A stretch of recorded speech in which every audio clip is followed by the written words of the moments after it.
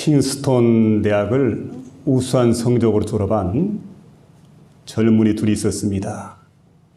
이 두 젊은이가 어떤 날 술집으로 향하고 있었는데 가던 길에 마침 교회가 있습니다. 그리고 교회 게시판을 쳐다보니까 올바른 선택을 하라 하는 설교 제목이 있습니다. 그걸 바라다보는 순간에 한 젊은이가 이런 생각을 합니다. 그동안 내가 참 하나님을 멀리했구나.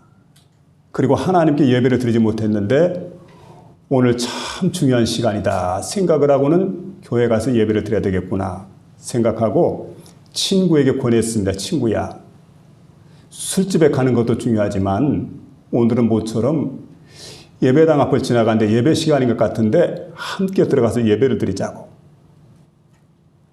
그랬더니 친구는 한사코 반대를 하게 됩니다. 이게 무슨 말이냐고.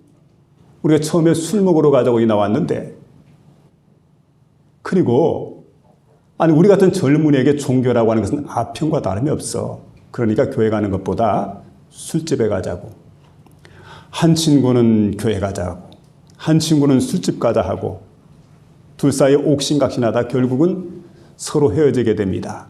그래서 한 친구는 그때 교회 하나님 품에 안겨서 예배를 드리게 되고, 한 친구는 술집에 들어갔는데 술집에 갔던 그 친구가 훗날 여자친구를 잘못 만나가지고 마약 중독이 되더니 살인죄를 저질렀습니다. 그리고는 교도소에 들어가서 많은 고생을 하는데 20년의 세월이 흘렀습니다. 어느 날 그곳에서 이렇게 우연찮게 신문을 보게 되는데 마침 그날이 대통령 취임식인데 얼굴이 낯이 익습니다. 그래 보니까 자기 친구였던 클리브랜드가 대통령 취임을 하는 겁니다. 미국 제22대 대통령 취임식. 이날이 그날입니다. 그는 깜짝 놀라게 되었지요. 그리고는 이런 고백을 하게 됩니다. 그러니까 20년 전 선택의 기로에 놓이게 될 때 내 친구는 하나님을 선택해서 교회로 갔고 나는 세상을 선택해서 술집으로 갔는데 결과가 이렇게 판이하게 다르다고. 그러면서 피를 토하고 쓰러졌다는 이야기입니다. 여러분 생각해 보세요. 순간의 선택이었는데 한 친구는 하나님을 선택해서 대통령이 돼서 백악관으로 갑니다. 한 친구는 세상을 선택해서 살인을 하고 교도소로 갑니다. 얼마나 큰 차이냔 말이에요. 오늘 본문의 말씀 보면 선택하는 것에 대한 중요한 말씀을 우리에게 들려주고 있습니다. 여호수아가 이스라엘 백성을 인도해서 가나안까지 들어갑니다. 그리고 정복 전쟁을 다 마쳤습니다. 그리고 지도를 그려가지고 각 지파별로 땅을 나눠주게 됩니다. 그리고 이제는 세상을 떠날 시간이 되었기 때문에 이스라엘 백성들을 다 중앙적인 세겜 땅에 모으게 되고, 그리고 거기서 그들에게 지나온 역사를 갖다가 회고하면서 신앙 서약을 하게 됩니다. 자, 이 소중한 시간이 있죠. 역사를 쭉 수리하면서 신앙 서약을 하게 될 때 이런 얘기를 하게 됩니다. 자, 우리가 섬기는 하나님 여호와께서 지난날 우리에게 얼마나 큰 은혜를 베푸셨느냐. 발람의 저주에서 우리를 건져주시고 또 여리고성 7 족속에게서 하나님이 우리에게 승리를 주셨을 뿐만 아니라 그들을 우리의 손에 넘겨주셨다. 또 아모리 족속들이 있는데 그 아모리 족속들을 갖다가 그 하나님께서 은혜를 베푸셔서 그 두 왕을 다 물리치고 그리고 그들의 땅을 갖다가 하나님께서 우리에게 주셨다. 수고하지 않은 땅을 우리에게 하나님께서 허락해 주셨을 뿐만 아니라 또 하나님께서 우리가 건설하지 않은 성읍을 주셨고 감람원과 포도원 같은 곳에서 감람 열매, 포도 열매를 마음껏 배불리 먹도록 하나님께서 우리에게 주셨다. 이 모든 것들이 하나님의 은총의 역사다. 그런 거로 그들에게 이제는 선택하라고 말합니다. 하나님께서 이런 은혜를 우리에게 베푸셨기 때문에 저와 여러분이 해야 될 일은 바로 하나님 여호와를 섬기는 일입니다. 그래서 이렇게 말하죠. 오직 나와 내 집은 여호와를 섬기겠노라. 오늘날 여러분도 섬길 자를 선택할 수 있길 바란다. 이와 같은 말씀을 들려주고 있습니다. 여러분 여기서 결단을 촉구할 때 보면 14절에 이렇게 말씀해 주고 있습니다. 이제는 여호와를 경외하라. 경외하라고 하는 이 말은 복수로 되어져 있습니다. 그 다음에 그 15절에 있는 말씀이죠. 이에 백성이 대답하여 이르되, 그러죠? 백성이 대답하게 될 때 이 백성들이 대답하는 걸 보면은 단수입니다. 그러니까 청중들, 수많은 백성들 앞에서 결단을 촉구했지만, 그러나 하나님 앞에 서는 것은 개별적으로 서야 되는 거예요. 개별적으로. 나 한 사람이 하나님 앞에 어떤 모습으로 설 것인가? 어떤 신앙으로 내가 하나님 앞에 설 것인가? 참 중요한 일입니다. 하나님은 이걸 우리에게 원하고 계시는 걸 보게 됩니다. 대답은 단수입니다. 그래서 이스라엘 공동체가 말했지만은 대답은 개별적으로 해야 된다. 이와 같은 중요한 원리의 말씀입니다. 모름지기 부모는 가정에서 자녀에게 언제든 신앙적 교육을 시키게 될 때 신앙의 정체성을 바르게 할 수 있도록 분명하게 가르쳐야 돼요. 그리고 순간순간마다 바르게 결단할 수 있도록 인도를 해야 됩니다. 뿐만 아니라 여러분이 이제 이런 자녀들이 하나님 앞에 사랑받는 사람이 될 수 있도록 온전한 믿음의 가정을 이룰 수 있도록 최선을 다해야 될 겁니다. 그리고 여기 보니까 여호수아처럼 이제 결단하게 되죠. 오직 나와 내 집은 여호와만 섬기겠노라. 오직 나와 내 집, 여호와만 섬기겠노라. 강한 결단을 하게 됩니다. 그래서 여기 보면 여호수아가 말했던 오직 나와 내 집은 여호와만 섬기겠노라 하는 결단은 여러분 몇 가지 중요한 사실을 우리에게 보여주고 있습니다.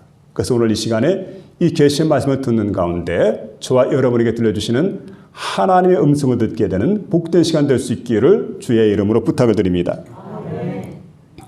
먼저는 여호와를 경외하리니 하는 말씀을 들려주는데 믿음의 중심에 영적 두려움인 경외심이 있어야 됩니다. 그런데 여러분 공포심을 가지고 두려워하는 것보다는 존경하는 마음으로 두려워하는 겁니다. 그래서 신앙을 가만히 살펴보면은 어떤 사람들은 품격이 있는 사람이 있습니다. 그런데 어떤 사람들 보면은 아주 천박하게 신앙생활을 할 때가 있습니다. 천박한 사람일수록 언제든 윗사람에게 경망스럽게 행동을 하게 됩니다. 품이 있는 사람일수록 윗사람에게 조심스럽게 행동을 하게 됩니다. 그래서 여러분 하나님에 대한 믿음이 깊은 사람은 어떤 사람일까요? 하나님에 대한 경외심이 높은 사람들입니다. 경외심이 높아요. 그래서 여러분 하나님을 경외하는 것은 하나님을 향해서 가지는 당연한 감정이고 복된 길입니다.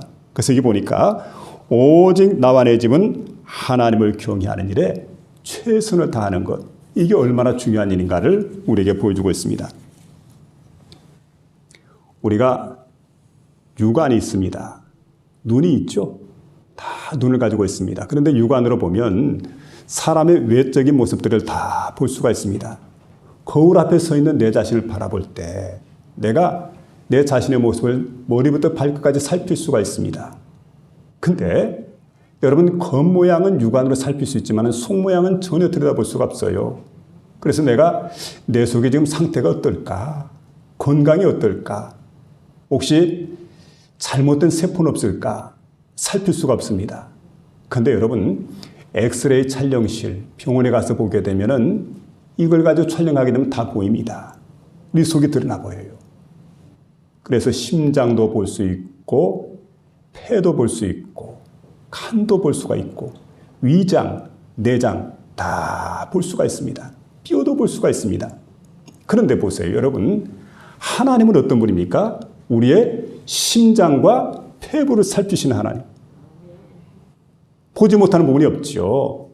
그래서 하나님은 우리가 겉으로는 거룩한 척하고 겉으로는 착한 척하지만 그 속마음에는 비수를 품고 있습니다. 근데 그걸 누가 보십니까? 하나님 여호와께서 보시는 거예요. 난 미워하는 마음 있잖아요. 그 속에. 근데 그 마음을 하나님 지금 보시고 있어요. 정확히 꿰뚫어 보시면서 하나님께서 우리를 지금 판단하시는 겁니다. 근데 여러분 이렇게 정확하신 그 하나님 앞에서 우리가 두려워할 분이 누굽니까? 하나님을 두려워하는 거지요. 그래서 신앙생활이란 것은 하나님을 두려워하는 생활입니다. 신앙생활은 하나님을 경외하는 생활입니다. 그게 하나님을 두렵게 여기고 하나님을 경외하는 마음. 그래서 여러분 그렇습니다. 원리가 그렇습니다. 사람을 두려워하는 사람이 있고 하나님을 두려워하는 사람이 있습니다. 근데 원리가 하나님을 두려워해야 되죠. 믿음의 사람들은.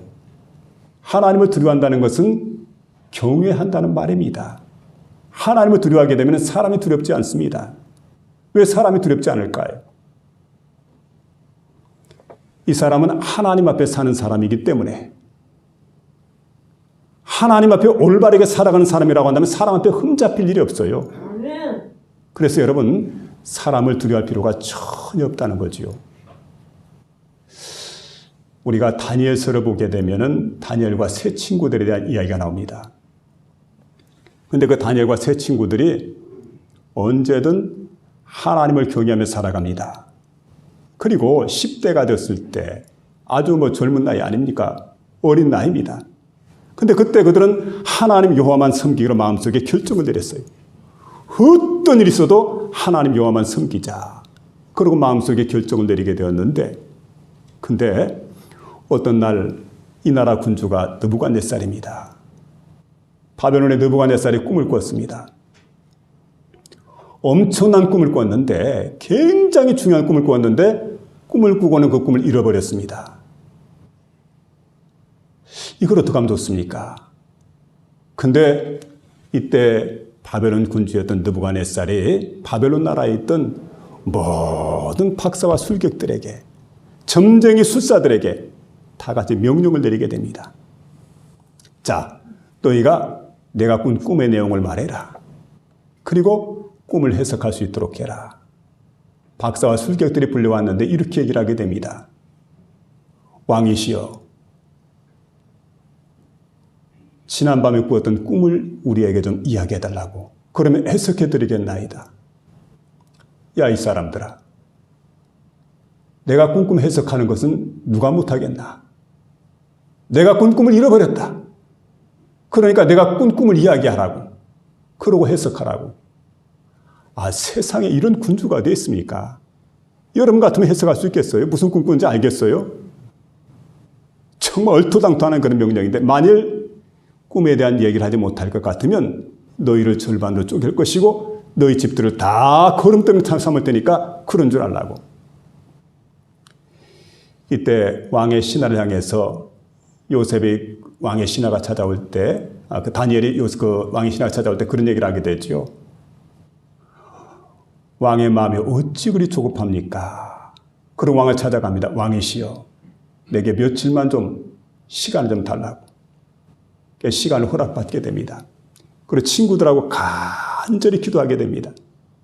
여러분, 꿈의 해석은 하나님께 있는 거예요. 이 꿈을 꾸게 하신 분은 바로 하나님 여호와이십니다. 여러분, 역사의 주관자는 바로 하나님이십니다. 누가 뭐라 해도 역사의 주관자는 하나님이십니다. 꾼 꿈을 정확히 이야기를 하게 되죠. 그래서 다니엘이 느부갓네살을 찾아갔습니다. 그리고 이렇게 말합니다. 왕이시여, 이제 왕이 꾼 꿈을 이야기할 터인데 왕이 한 커다란 신상, 광채가 나는 신상을 보았나이다. 그러니까 머릿속에 퍼뜩 떠오르게 됐죠.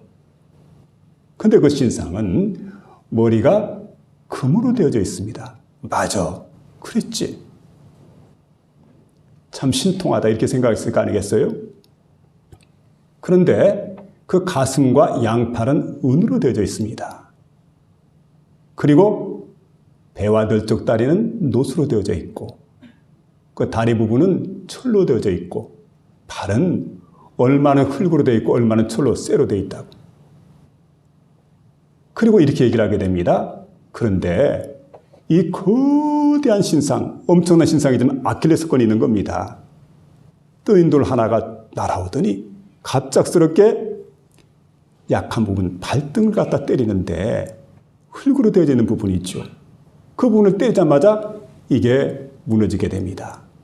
그래서 쇠덩어리가 그리고 흙이 무너지게 되고, 그리고 노시 무너지게 되고, 은도 무너지게 되고, 금도 무너지게 되고.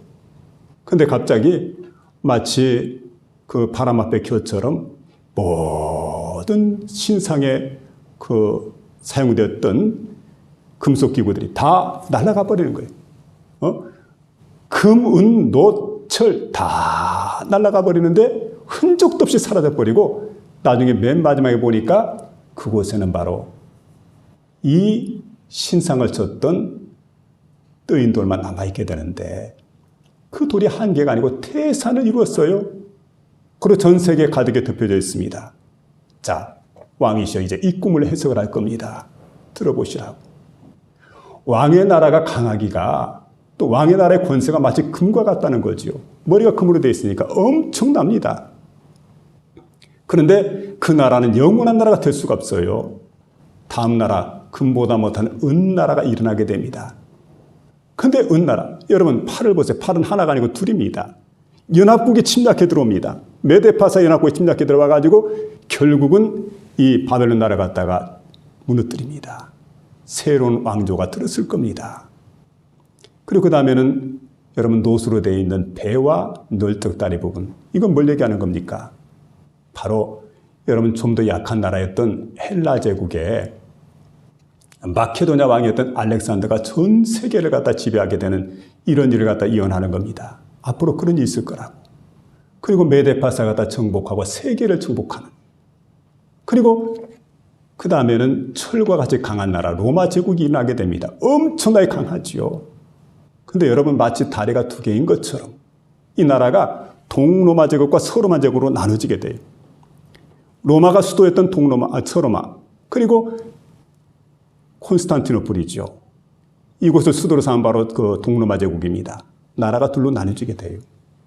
이 나라들이 큰 나라를 이루게 되고 엄청나게 강한 그런 나라, 제국으로 이렇게 발전할 것이지만, 그러나 결국은 이 나라도 다 무너지게 되고 마지막 순간엔 뜨인 돌만 남게 된다. 이건 뭘 얘기하는 겁니까? 예수 교회를 말하는 거예요. 여러분 기독교 신앙을 말하는 겁니다. 하나님 나라를 말하는 겁니다. 결국은 하나님 나라가 왕성해질 것이다. 세상 나라들은 멸망받으나 예수 교회 영영 왕성하리라. 여러분 그렇게 되는 복된 역사가 앞으로 나타날 거예요. 이 환상을 바라보고 이야기를 했더니 옳거니 그렇구나, 그랬었구나, 맞아, 네 말이 맞다. 근데 여러분 문제는 왕이 돌이키지 않았다는 거죠. 그 말을 듣고 돌이키고 겸손하게 하나님께 회개했다면 얼마나 좋았겠어요. 근데 그렇게 하지 않고 어떻게 합니까? 나중에 느부갓네살이 정신 차리지 못하고, 아니 뭐 바벨론 나라가 무너진다고? 절대 바벨론 제국 무너지지 않을 거라고. 그래서 여러분 금은 동철로 만들었던 그 신상, 자신이 보았던 그 신상의 모습이 아니라 새로운 신상을 갖다가 두라 평지에 세워라. 근데 어떻게 명령을 내립니까? 완전 금신상으로 만드는 거예요. 바벨론 제국은 영원하다. 이 나라는 영원한 거야. 그리고 나는 영원하다. 영원한 일인자, 이거 꿈꾸게 되죠. 그리고 투라 평지에다 금신상을 세웠는데 높이가 60규빗이니까 27m입니다.